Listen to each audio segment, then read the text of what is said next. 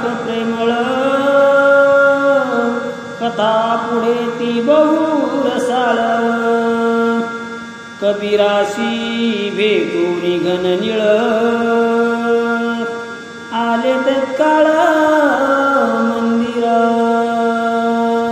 वक्रतुंड महाकाय सूर्यकोटी समप्रभ निर्विघ्नं कुरु मे देवो सर्वकार्यसु सर्वदा। आज भक्तिविजय अध्यायातील ग्रंथामधील आजचा हा 6वा अध्याय आहे आणि या 6व्या अध्यायामध्ये भक्त कबीरांची कथा आपण कालच्या भागामध्ये ऐकली आणि आज आपल्याला त्यांचाच मुलगा भक्त कमाल यांची कथा ऐकायला मिळणार आहे आणि ह्या कथेचं सर्व वृत्तांत चालू असताना आजच्या अध्यायाचं सुद्धा वर्णन त्या ठिकाणी कथाकारांनी सांगितलं आहे की आजचा अध्याय सुद्धा कमी नाही।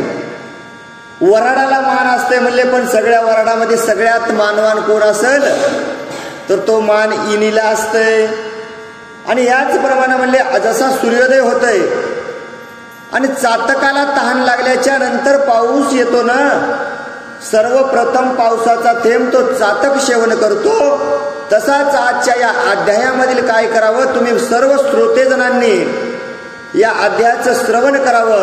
हीच कथा आज तुम्हाला या अध्यायामध्ये ऐकायला मिळणार आहे। मागे गांजिले मातेने तेव्हा तीस होते अज्ञान झालिया श्रीराम दर्शन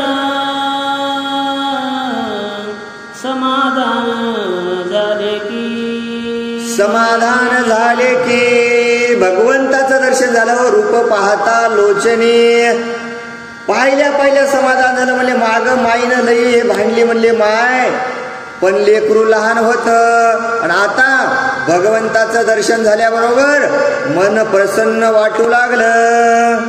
करीत होते सासुरवास ती काहीच न बोले तयास कृपा करिता जगनिवास आरिष्टे निरसती सर्वही। सासूरवास करत होती म्हणली, आता कळायला लागलं सासूला किती सुनेला सासूरवास केला म्हणली, पण काहीच बोलली नाही। अशी पतिव्रता होती म्हणून तिथं राहिली आणि हा सर्व पश्चाताप सासूला होऊ लागला। रायाची कृपा होता जाणा तयासी मानिती प्रधान जना की सासूशी आवडती आपुली सुना जन हेळना न करीती तिची। जन हेळना न करीती तिची म्हणजे राजानं एखाद्याला सांगावं प्रधानानं ऐकावं, तशी सासूची सून ऐकती का हो? सासूला जर आवडती सून असेल, सासू जर चांगली म्हणते तर चांगलंच म्हणते, सासून खराब म्हणलं तरी जगच खराबच म्हणते सुनाला। चला पुढे घ्या वेळ। श्री गुरु कृपा होताची जाण तयासी न बाधे जन्म मरण की सरस्वती झालिया प्रसन्न पाखंडी वाद न घाली ती। म्हणले भगवंताची कृपा झाल्यावर काय गरज आहे म्हणले, काहीच नाही। साक्षात त्या सरस्वतीची मातेची जर कृपा झाली ना, न बोलणाराला सुद्धा बोलायला येतं। अशी कृपा भगवंताची झाल्यावर माणसावर त्याचा कृपेचा हात आल्यावर काय कमी आहे म्हणले, जीवनामध्ये काहीच कमी पडणार नाही। कोण? भगवंत परमात्म्यानं आपल्यावरती कृपा केल्यावर। तेरी कृपा करिता अयोध्यादीचा माता न करी सासुरवास दिव्य ज्ञान होनी तीसा हरिभजनी विनटली। हरिभजनी नटली कोणाच्यामुळं? कबीरालाच पाठवलं होतं ना, कबीराला पाठवलं त्या रामप्रभूच्या सेवेसाठी आणि पत्नी हरिभजन करू लागली। उदास होनी असे अंतरी वाटे लोकाचारी नामस्मरण निरंतरी प्रेम बरी करीतसे. उदास होऊन अंतरी राहू लागली आणि संसारामध्ये सुखानं वाहू लागली ना. काय कमी आहे म्हणले, माझा मालक भगवंताचं नामस्मरण करतो आणि मग कशाची चिंता, अशी निरंतर राहू लागली. अन्न वस्त्र घरी नसता मनात काही न वाटे चिंता. कबीराची स्त्री पतिव्रता सती अनुसया सारखी. अनुसया सारखी म्हणली कबीराची ती पतिव्रता. अनुसया सारखी पतिव्रता होती. कुठली चिंता करीत होती? कुठलीच नाही ना. घरी काहीच नव्हतं म्हणले, गरिबी परिस्थिती होती, खायला अन्न नव्हतं. घालोनिया भार राहिलो निश्चिंती. आता देवावरती भार घातलाय ना. काय करायचंय तो करणार आहे ना. वाचवायचं, मारायचं, जगवायचं सगळं त्याच्या हातात आहे आणि आपल्याला चिंता करायची गरज नाही म्हणली. आणि निशांतपणानं भगवंताचं नाव घेऊन संसार करू लागली. देवी कबीर येवोनी संसार सुख दुःख मानी समसमानी तैशीच कांता निर्धारी निज मानसा कळोनी. आणि काहीच मानत नव्हते मग कबीरदास. काय मानायचे म्हणले, ठेविले अनंते तैसे चिरावे चित्ती असू द्यावे समाधान. मानायचंच नाही ना म्हणले. मी गरीब आहे, तो श्रीमंत आहे, कशाला मानायचंय. कुठल्याच प्रकारचा भेद करत नव्हते, सगळ्याला समसमान मानायचे. आणि पत्नी सुद्धा कशी होती, त्याचप्रमाणे पतीप्रमाणेच पतीच्या पावलावरती पाऊल ठेवून त्यांची पत्नी सुद्धा सर्वांसोबत सारखी वागत होती. भक्ती ज्ञान वैराग्य पुतळा तिच्या उदरी गर्भ संभवला. 9 मास होता चितिजला पुत्र झाला कबीराशी. सदैव भगवंताचंच नामस्मरण करायचं. काय द्यायचे ते तू दे, सुख दे, गरिबी दे, दुःख दे, काही दिलं तर भगवंता तूच देणार आहेस ना. आणि निष्ठेनं भगवंताची सेवा करत असताना भगवंतानं कृपा केली. आणि कोण, भगवंताच्या कृपेनं कबीरदासाची पत्नी त्या ठिकाणी गरोदर राहिली. 9 महिने 9 दिवस निघून गेले आणि मग गोंडस अशा एका छानशा बाळाला तिने जन्म दिला. उपजताची वैराग्यशील सुचित्वपणे अति निर्मळ उदार ज्ञानी निश्चय अडळ नाही तळमळ चित्ताशी. काहीच तळमळ नाही म्हणजे गरजच नाही ना तळमळ करायची. भगवंतानं दिलेला होता ना, तो काय वेगळा येणार आहे का म्हणले. निर्मळ जन्माला आला आणि आल्याबरोबरच दिसू लागला काय, सदाचारी ज्ञानवंत असेल. 12 दिवस होताची जाण कमाल ठेविले नामाभिधान. ऐकोनी पित्याचे कीर्तन तैसेची भजन करीतसे. आणि झाल्याच्या नंतर गावात चर्चा झाली. कबीराला मुलगा झाला, कबीराला मुलगा झाला. मिया बीबी गाव सब भाभी आओ, मिया आओ, सबको बुलाया. 12 दिवस होऊन गेले आणि काय कमाल असं बाळाचं नाव ठेवलं. बाळ सुद्धा कसं आपल्या वडिलाप्रमाणेच रोज ऐकायचं. 1 नाही 2 दिवस नाही 12 दिवस ऐकलं होतं ना. आपण 60 वर्ष जरी झाले तरी अजून रामनाम घेण्यात रोज ऐकायलो.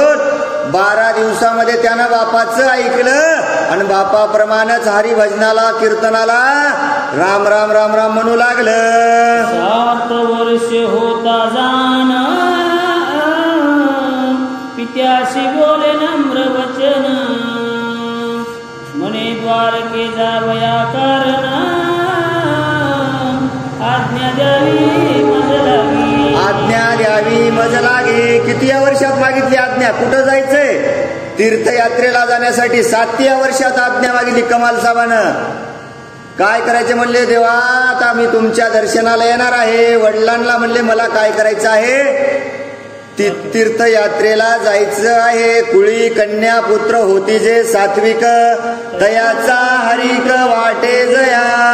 असा सात्विक पुत्र जन्माला यावा आणि त्यानं तीर्थयात्रेला जाण्यासाठी परवाना मागू लागले. ऐकोनी पुत्राचे वचन कबीर बोलिला, त्या कारण म्हणे तू आपुले मनोरथ पूर्ण, येई करुण सत्वर. आणि कबीरानं ऐकल्याच्या नंतर नवल वाटलं, म्हणले बाबा माझ्याप्रमाणे माझा मुलगाही तीर्थयात्रा करण्यासाठी जात आहे. सांगितलं बाळा तू शावकाश जाय, तुला जेवढे काही तीर्थयात्रा करायचे आहेत ना सर्व तीर्थयात्रा कर आणि निवांतपणानं घरला ये.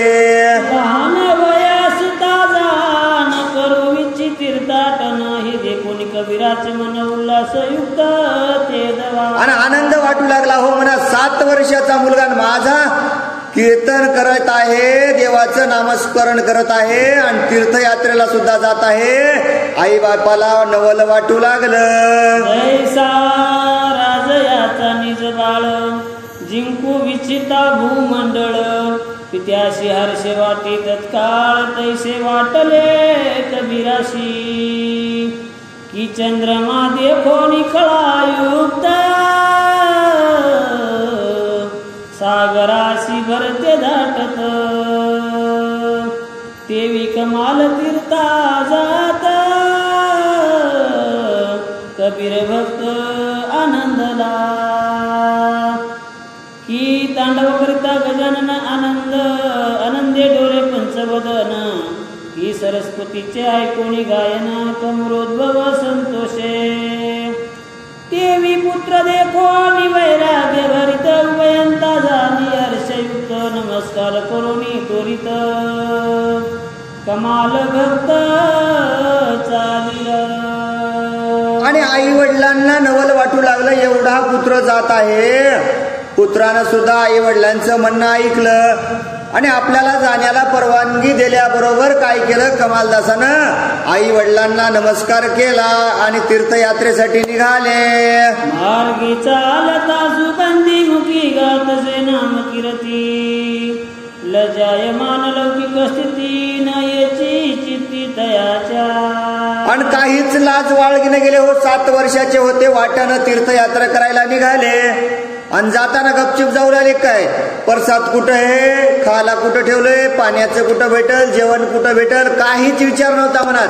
सारखं रामकृष्ण हरे रामकृष्ण हरे रामकृष्ण हरे असा जप करत पुढं पुढं चालू लागले. ना आवडे वस्त्रभूषण, रसनेशी नावडे उत्तम अन्न, नावडे दांभिक रात दर्शन, श्रीराम भजना वाचुनी. आणि काहीच बघायचं नाही. म्हणले देवा मला काय बघायचंय, अरे फक्त तुझं रूप बघायचंय कसं आहे तर. राजस सकुमार मदनाचा पुतळा असा असलेला भगवंत बघायचाय. म्हणले या वस्त्राची मला काय गरज आहे. म्हणले वस्त्राची किंमत नाही. बाया म्हणतील का किंमत नाही, पंचमी म्हणल्या साडी घ्यावाच लागते, नाही घेतल्यावर जमत नाही. पण कमाल म्हणले मला वस्त्राची गरज नाही भगवंता, ते वस्त्र मला नकोय. माझी जीभ आहे ना म्हणले, कुठल्याच प्रकारचं पंचपक्वान मागत नाही. या जिभीनं भगवंता फक्त तुझंच नाव घ्यावं. कबीर पुत्र कमाल भक्त, ऐसे जानती लोक समस्त, नगराशी जाता सामोरे येता, ऐकोनी मात निज करणी. आणि मग म्हणले सगळे गाव म्हणलं काय बाबा कोणाचं पोरग आहे, कबीर दासाचा मुलगा आहे. म्हणले कबीरांचा मुलगा आहे. लोक सुद्धा त्याचं आश्चर्य करू लागले. आणि पुढं काय घडतंय ऐका. जैसा ब्रह्मपुत्र नारद ऋषी, कीर्तन वरिष्ठ अरनिशी, तैसाची कमाल दिवसानिशी, राम भजनी विनटला.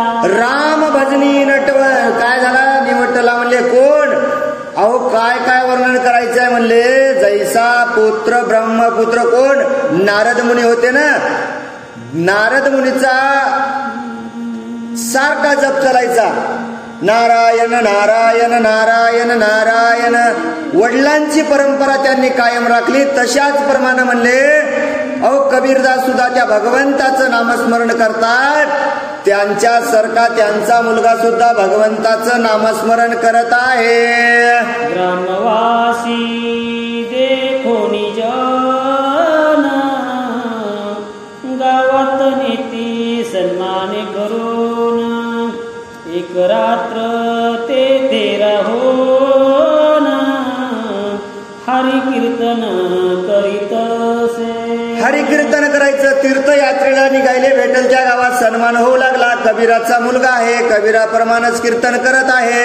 अहो लोकांनी बोलून द्यायचं, हो महाराज चला हो, आम्हाला सुद्धा तुमच्या तोंडातून 2 शब्द भगवंताचं नामस्मरण ऐकायला मिळू द्या भगवंताचं, असं म्हणायचं न्यायचं.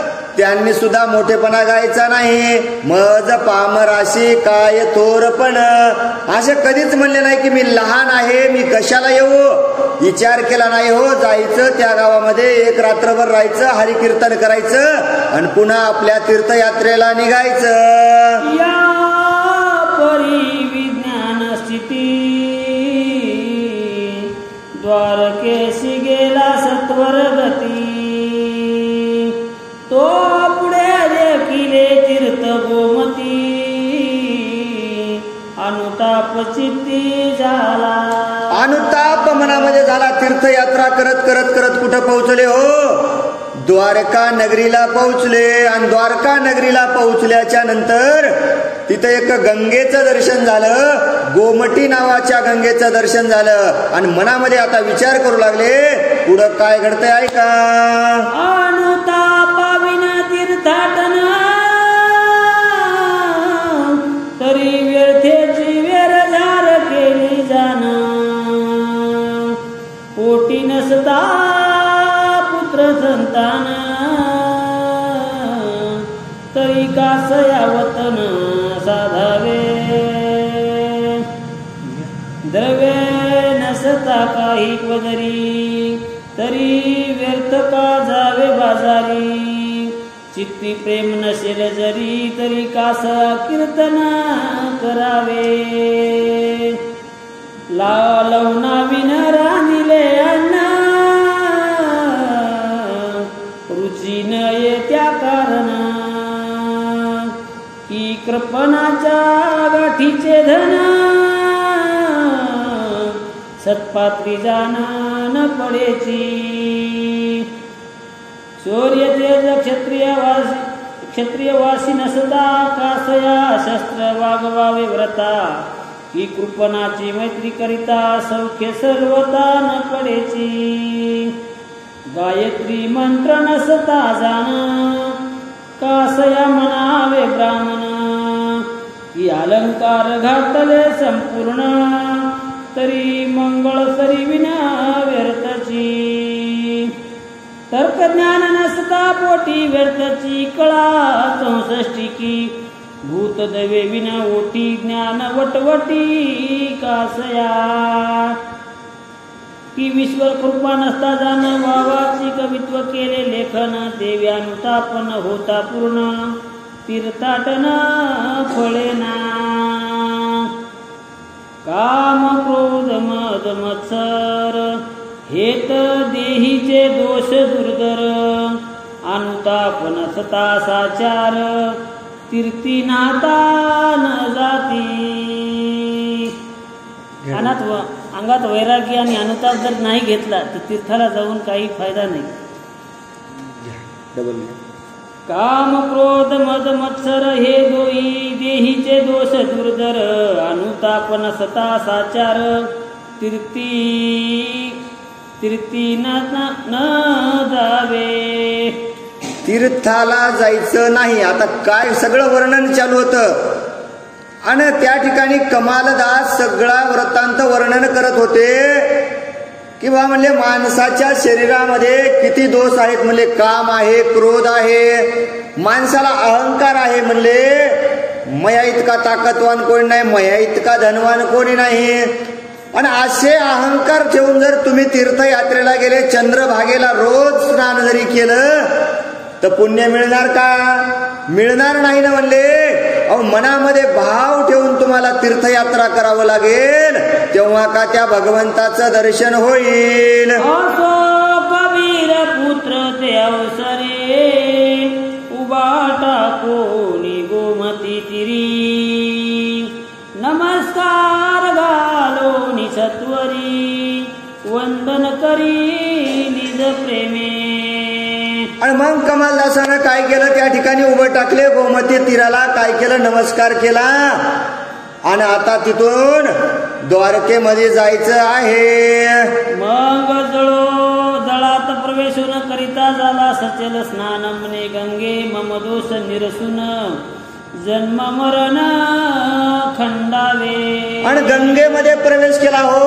आणि गंगेला मागणं मागितलं, काय कर, जन्म मरण माझे खंडावे. अरे काय करायचंय, जन्माला यायचंय मरायचंय ना म्हणले, मग खंडन व्हावं ना कुठंतरी. आणि स्नान करून मागितलं, काय कर, माझ्या पापाचे सगळं दोष हरण करावं. ध्यानात नोनी द्वारकानाथ, मानस पूजा केली त्वरित. मंग दर्शनाशी राहुळात, जातसे त्वरित. आणि आंघोळ केल्याच्या नंतर भगवंताचंच नामस्मरण केलं, द्वारकाधीशाला ध्यानात आणलं आणि पूजा केली. कोणती पूजा, फूल घेतलं, सगळं वस्त्र घेतले म्हणले, गाय घेतलं, गंध घेतला, टिळा घेतला, पाणी घेतलं, भगवंताला दर्शनाला गेलते का, नाही गेले हो. मानस पूजा केली, मनोभावे करावी पूजा आरती. मनातूनच भगवंताला त्या ठिकाणी बेलफुल व्हायलं, जे काही व्हायचं ते व्हायलं. मानस पूजा केली आणि भगवंताच्या दर्शनासाठी निघाले. मंग महाद्वारी येऊन, सत्वर घातले लोटांगण. मंग अंतर गाभारा निघोन, श्रीकृष्ण चरण वंदिले. आणि द्वारकेच्या महाद्वारावर आल्याबरोबर काय केलं, तिथूनच वंदन भगवंताला केलं. जवळ गेले आणि भगवंताच्या चरणाचं दर्शन घेतलं. नेत्र बुडवणी प्रेम युक्ती, ध्यानात आलेली श्रीकृष्ण मूर्ती. मुखी गाऊन्या नाम कीर्ती, मंगल आरती पै केली. आणि भगवंताचं दर्शन घेतलं, साक्षात श्रीकृष्ण भगवंत परमात्माची मूर्ती पाहिली हो. मनामध्ये रामकृष्ण हरी नामरामाचा जप सुरू केला, त्या भगवंताची मनोभावे पूजा आरती केली. या परी तो कमाल भक्त, 4 मास राहिला द्वारकेत. नित्य हरीचे गुण वर्णित, करोनी कवित्व निज प्रेमे. आणि 1 नाही 2 नाही 3 नाही 4 महिने म्हणले कमालदास कुठं द्वारकेमध्ये राहू लागले आणि भगवंताचं नामस्मरण करू लागले. ज्ञानचर्यात सत्समागे करून त्रिकाळ देवाचे दर्शन. 4 मास लुटता पूर्ण, निघे तेथून सत्वर. आणि रोज भगवंताचं त्या ठिकाणी नामस्मरण व्हायचं. 1 नाही 2 नाही 3 वेळेला दर्शन घ्यायचं, सकाळ दुपार संध्याकाळ. आणि 4 महिने झाल्याच्या नंतर म्हणले आता आपल्याला घराला जायचं आहे. पुढं काय घडतंय ऐका. नमस्कारोनी रण छोड मूर्ती, लोटांगण घातले निज प्रीती. मने देवा पुन्हा मागोती, दर्शन मज प्रती देवीजे. आणि पुन्हा जायच्यासाठी निघाले. काय केलं, अहो दर्शन तर वेळातून 3 वेळेस होत होतं ना रोजच. पुन्हा दर्शन घेतलं आणि सांगितलं, भगवंता मला जाण्याची आज्ञा द्यावी. आणि आज्ञा देत असताना काय करा देवा, मला पुन्हा एकदा तुमचं दर्शन घडावं. आईसे म्हणून त्यावसरी ते तोनी निघाला जड तरी. मार्गी जाता चित्रकूट नगरी, देखो न भीतरी प्रवेशला. भगवंताचं दर्शन घेतलं, द्वारका नगरी सोडली. कुठं जायचं होतं, अहो आपापल्या वाराणसीला जाण्यासाठी निघाले. वाटेनं जात असतानाच काय केलं, त्रिकूट नावाची एक नगरी पाहिली. आणि नगरी चित्रकूट नावाची नगरी पाहिली. आणि म्हणले ही नगरी कोणाची असेल हो, असा मनामध्ये विचार केला आणि त्या नगरामध्ये प्रवेश केला. तेथे विष्णुदास सावकार परम भाविक होता उदार. तिने घेऊनी नमस्कार घातला सत्वर निज प्रीती. आणि त्या चित्रकूट नगरीमध्ये विष्णुदास नावाचा शावकार राहत होता. तो सुद्धा भगवंताचा भक्त होता, नित्यनेम सेवा करणारी होता. कमालदास आल्याचं पाहिलं, दोघांनी एकमेकाला नमस्कार केला आणि पुढं काय वृत्तांत घडतो ऐका. अंतर्भूत घराशी नेला कमाल भक्त चरणाधुवोनी प्रेमयुक्त भोजन त्वरित घातले. भोजन त्वरित घातले अतिथी देवो भव. अहो त्या काय केलं विष्णुदास सावकाराने आलेल्या त्या कमालदासाला आपल्या घरी नेलं, त्यांचे चरण धुतले, बसायला टाकलं आणि त्यांना पोटभर जेवू घातलं. रात्री मांडिले हरिकीर्तन गावीचे सर्व मिळाले जन प्रेमायुक्त करिता श्रवण तटस्थ होऊन राहिले. तटस्थ होऊन राहिले. जेवण झालं म्हणले महाराज आता आपल्याला कीर्तन करायचं आहे. आणि कमालदास म्हणले काही हरकत नाही ना म्हणले, मी तर भगवंताचं नामस्मरण करण्यासाठी आलो आहे. आणि काय झालं, अहो कीर्तनाला सुरुवात झाली. यारे यारे लहान थोर सगळ्या गावाला कीर्तनाला बोलिलं आणि रामाचा जयघोष चालू झाला. सावकार विचारी मानसी म्हणे आता काय द्यावे यासी.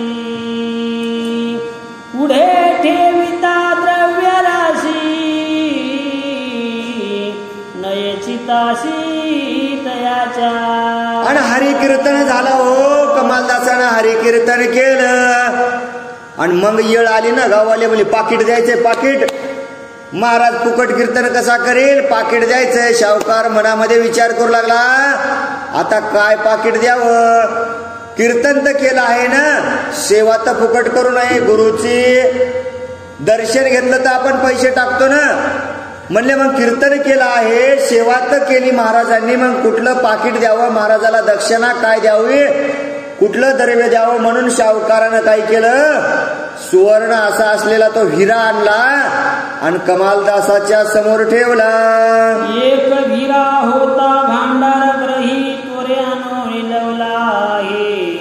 कमालासी पैसवण्या ठाई ठेविला पायी तयाचे.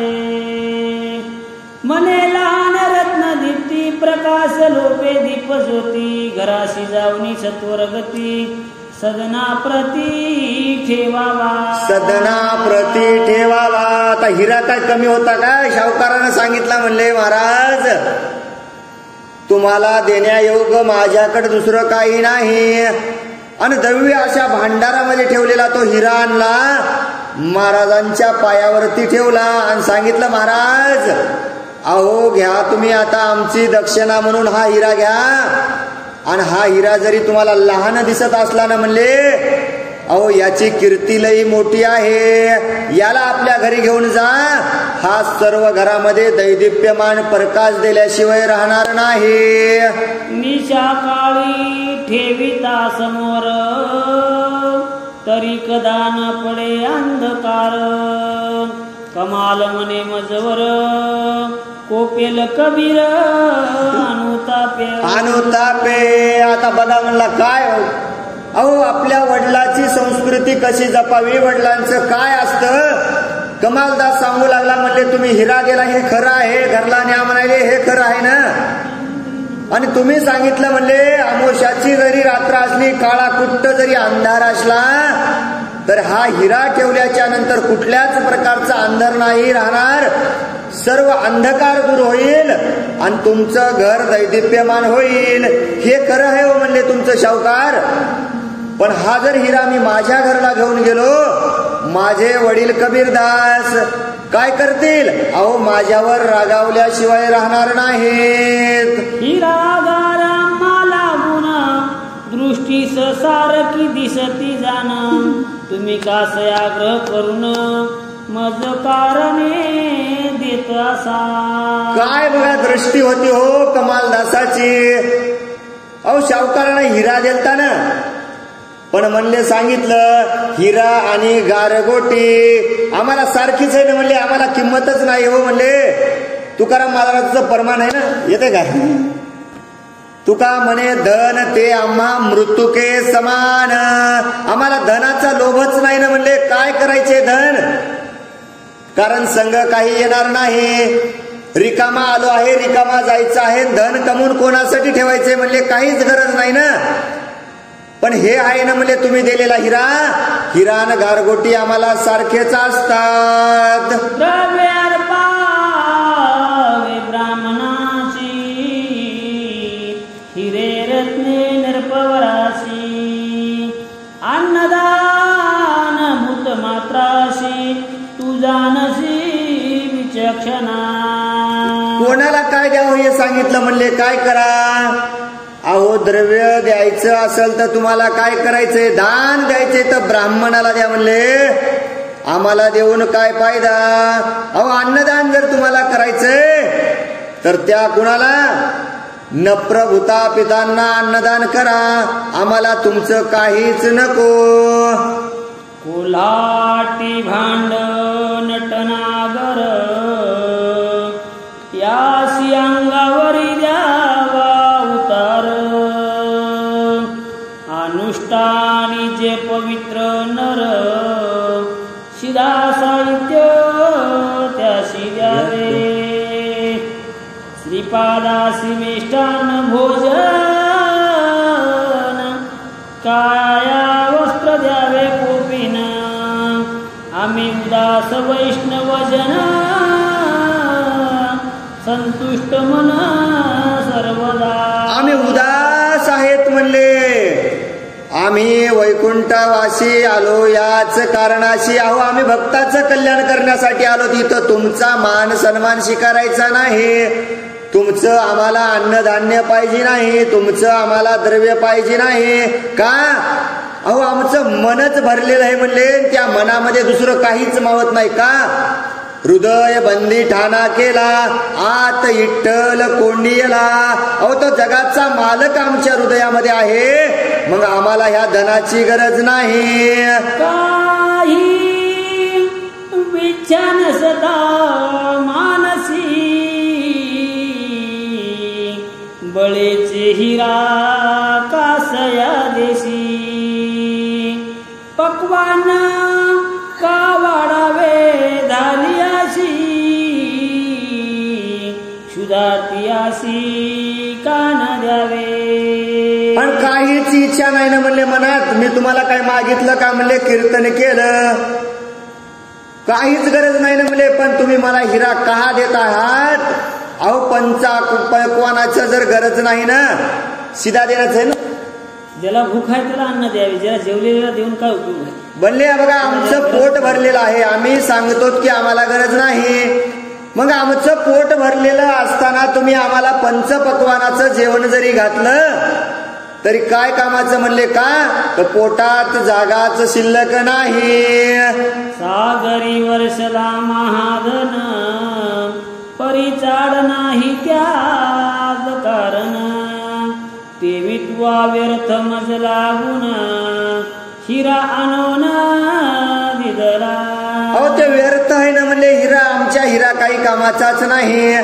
फुकटगाव बघा, परभणी बघा, नांदेड बघा म्हणले सगळे धान सुकायलेत. पाऊस होत नाही. पावसाला काळजी आहे की नाही म्हणले? काहीच काळजी नाही ना. पाऊस कुठं पडायलाय? अहो एखाद्या समुद्रावरती सागरावरती रोज पाऊस पडत आहे ना, मग त्याला त्या किंमत आहे का पाण्याची? सागरावरती किती जरी पाऊस पडला तर त्याला त्या पाण्याची किंमत नाही. आणि ज्याला पाण्याची किंमत आहे त्याला पाणी दिल्यावरच किंमत कळेल ना. मग ज्याला गरज आहे त्याला हिरा द्या ना म्हणले. आम्हाला त्या हिऱ्याची गरज नाही. आईसे बोलता कमाल भक्त, सावकार घाली दंडवत. कोपिनाच्या पदरी त्वरित त्याशी न कळत बांधिला. आणि एवढं कमालला बोलत असताना अहो सावकाराला सुद्धा वाटू लागलं नाही देवाव तर कसं नाही देवाव, फुकट कोणाचं ऐकून घेऊ नाही म्हणले, पोतीला आल्यावर वाचणाराला सांगणाराला काहीतरी देऊन जावाव. मग म्हणला कसं कीर्तन फुकट ऐका हो. मग सावकारानं काय केलं, अहो कमालदासाच्या शेल्याला नकळत तो हिरा बांधला. ते तो निसत्वर उठोने परतोनी आला आनंदवने, निज मंदिरे ओने लागला चरणी कबीराचे. आणि त्या ठिकाणाहून आता कमालदास निघाले. म्हणले आता ह्या गावात तर आपलं झालं सगळं कीर्तन झालं, आता आपल्याला आपल्या घरी आई वडिलांकडे जायचं आहे. मजल दर मजल करत आपल्या घरी आले. आल्याबरोबर मातृदेवो भवो पितृदेवो भवो आल्याबरोबर काय केलं, माता पित्यांचं दर्शन घेतलं आणि दोघांना नमस्कार करू लागले. पुढे ठेवो हिरा लाल वर्तमान सांगे पुत्र कमाल, ऐकोनी कबीर झाला व्याकुळ, पडला तत्काळ मूर्छित. आणि कमालदासानं घरी आले, दर्शन घेतलं आणि घडलेला वृत्तांत सांगायला सुरुवात केली. काय वृत्तांत घडला होता, अहो कीर्तन केलं, हिरा घेत होतो, मागत नव्हतो तरी बळच दिला. आणि सगळा वृत्तांत सांगितल्या बरोबर हिरा काढला आणि कोणाच्या, कबीरदासाच्या समोर ठेवला. आणि हिरा पाहिल्याबरोबर अहो कबीरदासाला मूर्छा आली, चक्कर येऊन जमिनीवरती पडले. अनुताप झाला पूर्ण, दीर्घ स्वरे करी रुदन, तो कांता बाहेर येऊन धरिले चरण पतीचे. काय झालं म्हणले, काय आणलंय हे, मनामध्ये अनुस्ताप होऊ लागला. विचार करू लागले, अरे मी माझ्या पुत्राला काय कमी शिकवण दिलती, हे आणायची काय गरज होती. हा सारखे पुत्राला बोलू लागले. आणि मधातून पत्नी बाहेर आली, येऊन काय केलं, आपल्या पतीचं दर्शन घेतलं. पुढं काय सांगते ऐका. कबीरासी म्हणे पतिव्रता कासया कष्टी होता, काय परित देखून आता अनुताप चित्ता वाटला. अहो मला कशाची काळजी करता म्हणले, काय झालं तुम्हाला, एकदम बघितल्या बरोबर चक्कर येऊन पडली, असं काय बघितलं, कशाचा अनुताप झाला, मला जरासा सांगावा. पुत्राकडे पाठ करोनी कांतेशी सांगे ते क्षणी, आज आपला वंश बुडोनी गेला ऐसे मज वाटे. अगं ऐकणार, अगं ऐकणं किती वर्ष झाले म्हणली आपण बाळाला नामस्मरणच्या काय केलं, संस्कारात कमी केले. काय म्हणली, काय कमी केलं तर बाप आहे म्हणून मी याला सगळं सांगितलं ना, मग काहीच कमी केलं नव्हतं, तू माय आहे म्हणून संस्कार केलते ना. पण आज वाटायलाय म्हणला माझा काय झालाय, माझा पुत्र माझ्यापासून दूर गेलाय.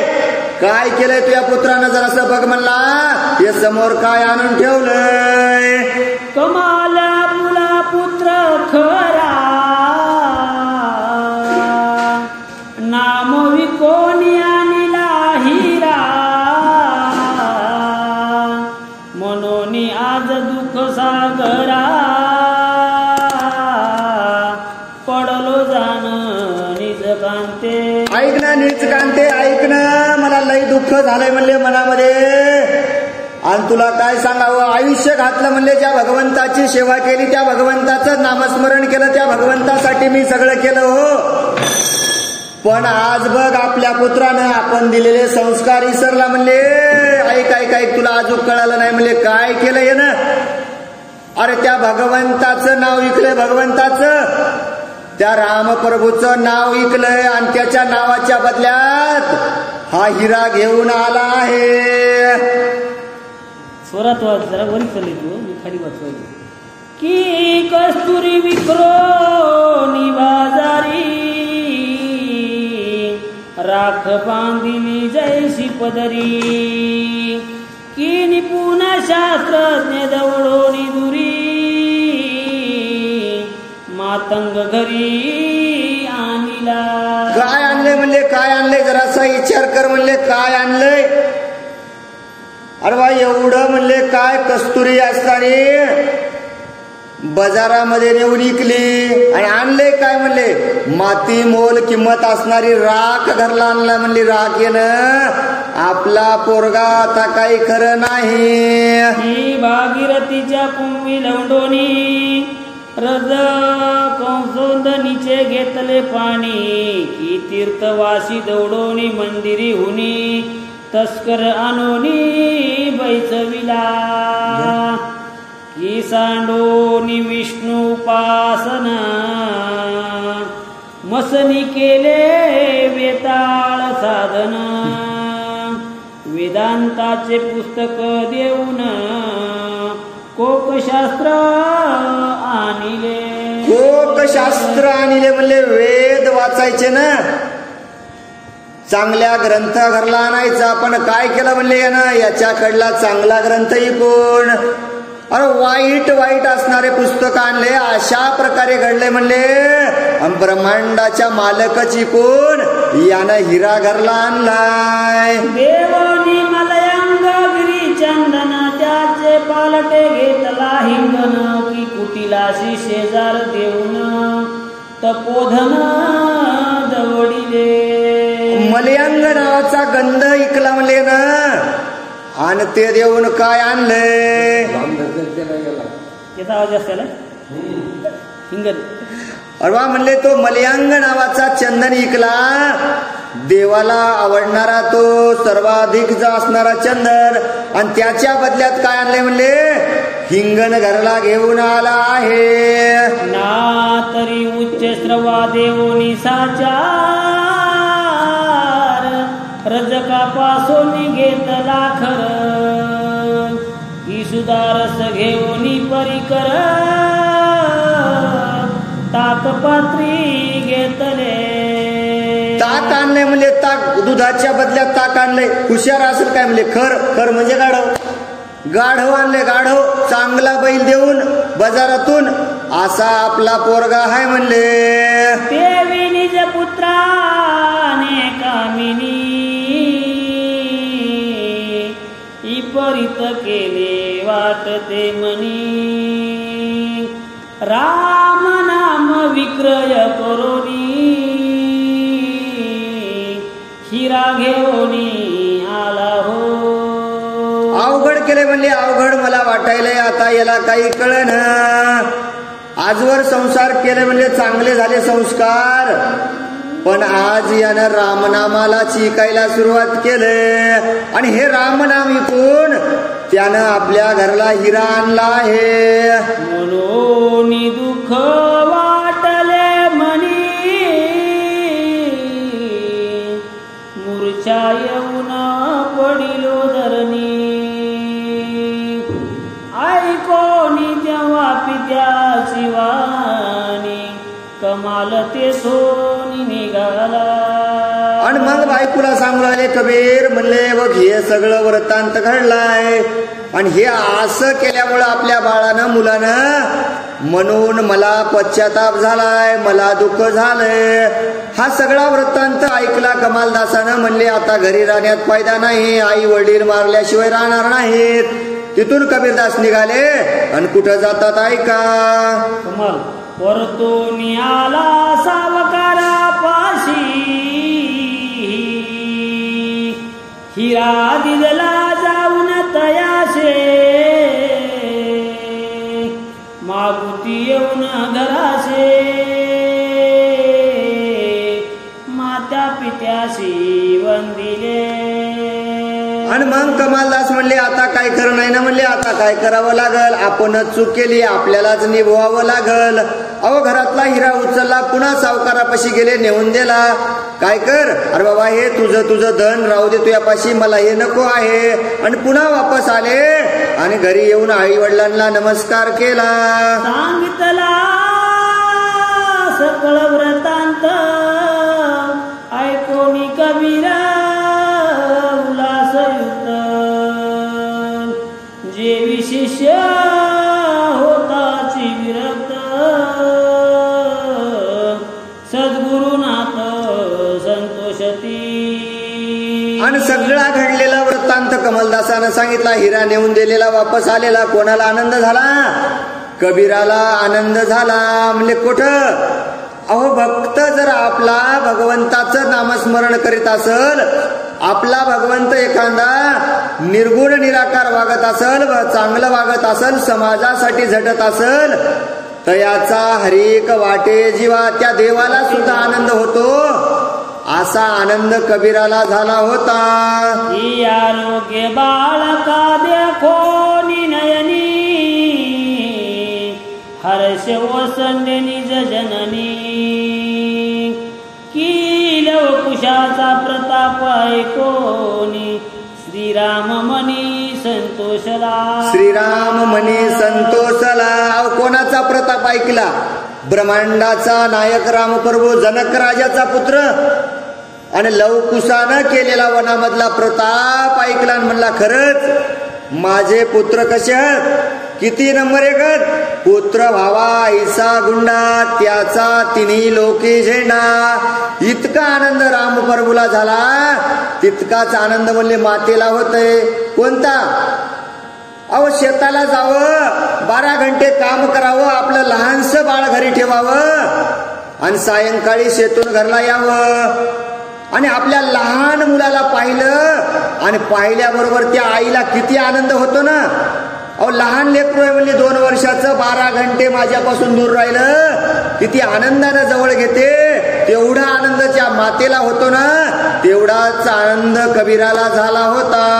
देवी उपाधी रहित देखोनी कमाल आलिंगिरा त्याच क्षणी तेने मिठी घालो निचरणी श्रीराम भजनी विनटला. आणि मग म्हणले देवा बेटा लेकरा तू चांगलं केलेस रे म्हणले. उचललं लेकराला, आलिंगन दिलं आणि पुन्हा भगवंताच्या नामस्मरणासाठी निघाले. तव कोणे एके अवसरी मिळवली संत मादी बरी तीर्थवासी त्या वसरे आले घरी कबीराच्या. आले घरी कबीराच्या. व कबीराचा प्रपंच होता ना.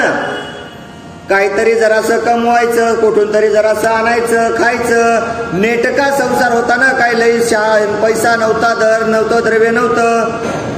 पण काय झालं जीवनामध्ये वाट बदलली आणि मग कबीराच्या घरी त्यावेळी काय झालं, कुठून तरी आता वारीला जाणारे संत भक्त कबीराच्या घरी कबीराला भेटण्यासाठी, कबीराचा वृत्तांत पाहण्यासाठी आता घरी येऊ लागले.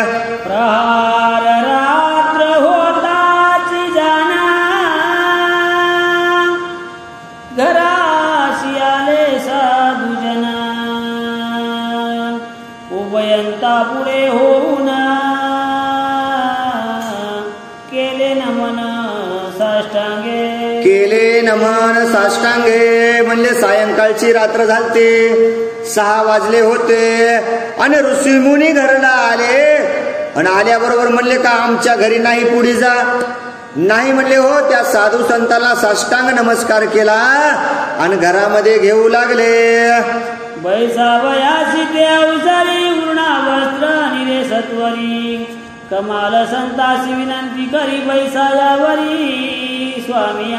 आणि आलेल्या बरोबर साधूला सांगितलं महाराज या तुमचे घरच्याला आमच्याला काय झाले, दर्शन झाले. साधू संत येती घरा तोची खरा दिवाळी दसरा. म्हणजे साधू संत तुम्ही आमच्या घरला आलात, आमच्या घरी बसावं. कोण? कबीरदास त्या साधू संतांना बसवण्यासाठी विनवणी करू लागले. संत देखोनिया जाना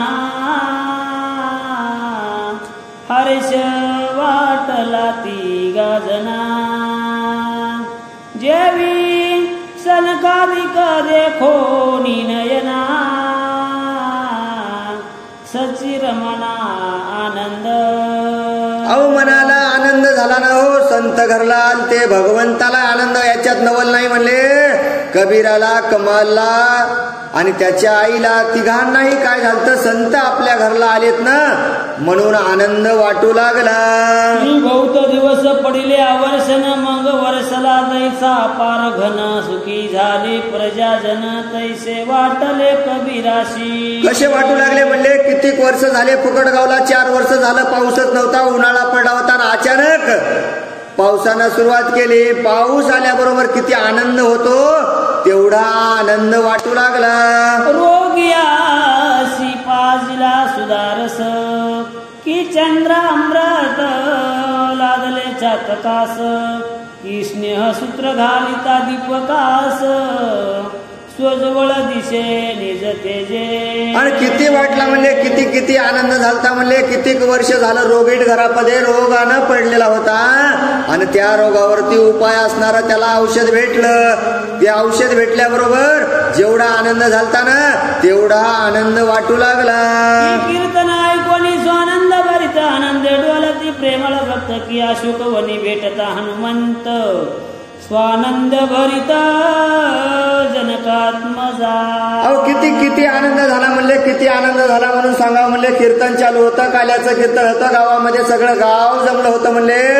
स्वानंदे आनंदे गाव नामस्मरणामध्ये रामकृष्ण हरी नावानं डोलून जाऊ लागलं. तेवढा आनंद झालता. सीतेला अहो रावणानं पळून नेल्याच्या नंतर वाटिका वनामध्ये सीतेला ठेवलं आणि सगळं सोडून दिलं. म्हणली आता इतरो कोण येणार आहे, मला कोण सोडवणार आहे, माझं निश्चितच मरण आहे.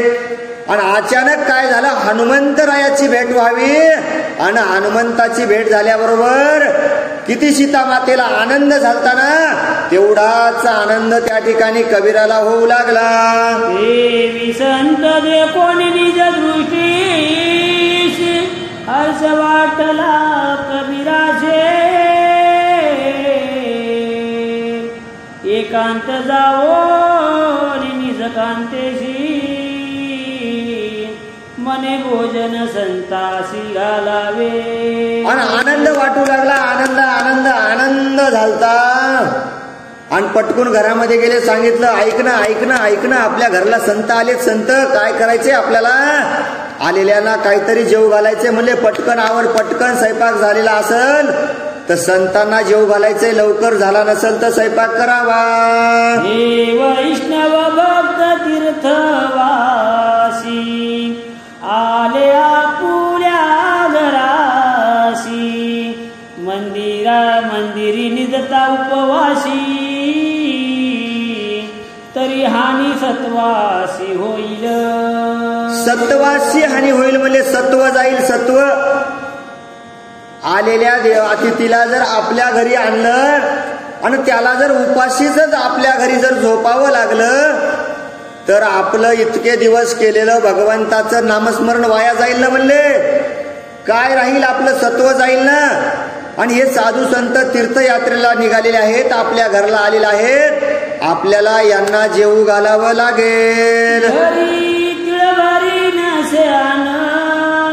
संकट पडले अति दारुण, ऐसे ऐकूनिया वचन, कांता बोलली ते ऐका.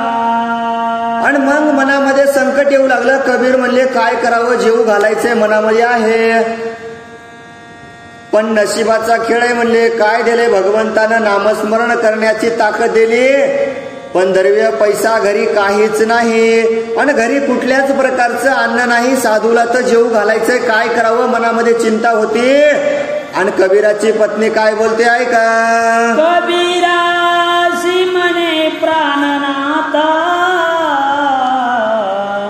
काही उपाय न दिसे आता, शेजाऱ्यापाशी उसण्यासी जाता,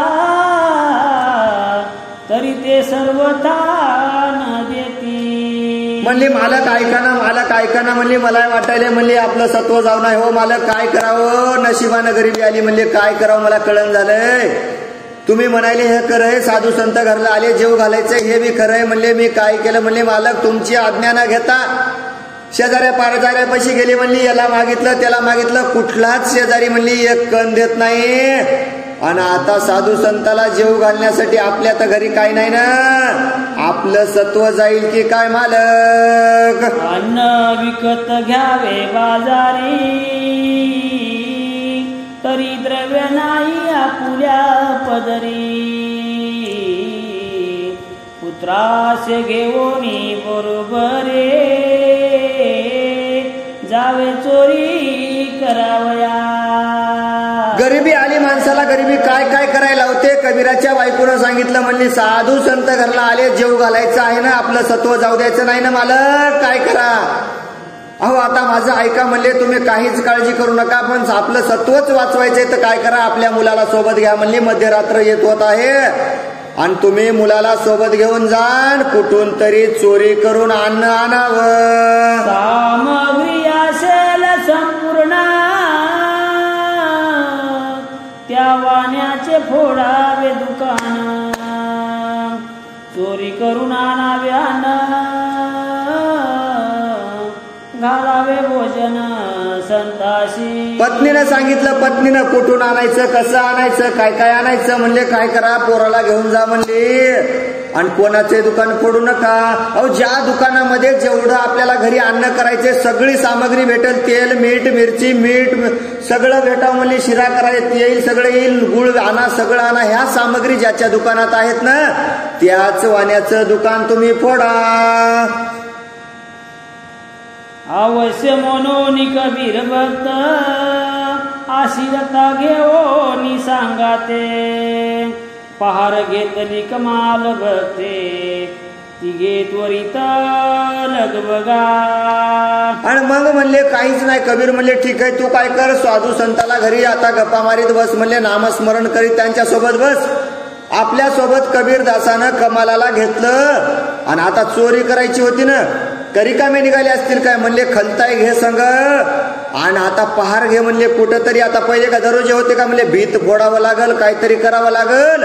पहार घेतली, मुलगा घेतला आणि चोरी करण्यासाठी निघाले. सत्वर बाजारी येऊना, वानयाचे फोडिले दुकान. निज पुत्राशी आत घालून, आपण बाहेर राहिला. आणि मग पोराला संघ घेतलं, पोराला संघ घेऊन आले, वाण्याच्या दुकानापाशी आले, सोबत तलवार बी आणले. म्हणजे काय आता कोणी आपल्यालाच लुटील ना. आणि दुकानाचा भिंत फोडली, सांगितलं बाळा तू लवकर मधात जाय, तू काय कर. अरे वाणी झोपलाय म्हणले, वाणी उठायच्या आधी सगळं सामग्री घे आणि आपण दारावरती पहारा देऊ लागले. रात्र झाली 2 प्रहार, वाणी अशी निद्रा लागली थोर. बाहेरून पुत्रासी सांगे कबीर, कार्य सत्वर साधावे. कार्य सत्वर साधावे. रामप्रभूनं सांगितलं होतं, हनुमंता तुला कार्य साधायचंय, कुठं जायचंय. 2 प्रहाराची रात्र झाली, लक्ष्मण उठवायचंय, सकाळी लवकर जाय. कबीराने सांगितलं काय कर पोरगा, आता तू काय कर, लवकर सामग्री घे, आपल्याला साधू संताला जेव घालायचंय. 2 प्रहाराची रात्र झाली आणि वाणी झोपलेला आहे. कमाल विलोकी दुकानाची, तो दृष्टी देखिल्या द्रव्यराशी. वस्त्रभूषण निज नयनाशी, देखोनी मानसी कंटाळला. अहो कंटाळा येऊ लागला, मनात फिरू लागला. मनात काय झालं, फिरू लागला ना. कमाल दुकानामध्ये गेलता, एक एक एक एक एक एक वस्तू पाहू लागला. वस्त्र दिसायले.